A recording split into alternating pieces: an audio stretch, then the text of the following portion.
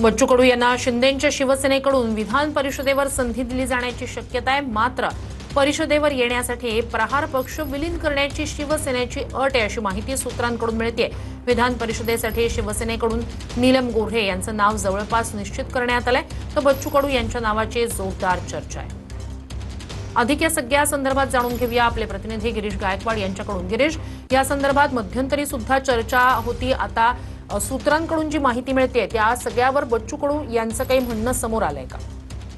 नक्कीच बच्चू कडू यांनी अद्यापही आपली भूमिका स्पष्ट केली नाहीये। मात्र ज्या चर्चा होत्या त्यानुसार बच्चू कडू यांचं राजकीय पुनर्वसन होण्याची दाट शक्यता आहे आणि बच्चू कडू यांना शिवसेनेकडून विधान परिषदेवर संधी दिली जाऊ शकते अशी सुद्धा चर्चा आहे। मात्र विधान परिषदेवर येण्यासाठी प्रहार पक्ष शिवसेनेत विलीन करावा अशी बच्चू कडू यांच्या समोर शिवसेनेकडून अट ठेवल्याची सूत्रांची माहिती आहे। यावर आता बच्चू कडू नेमकं काय निर्णय घेणार आहे हे सुद्धा पाहणं तितकंच महत्त्वाचं ठरेल।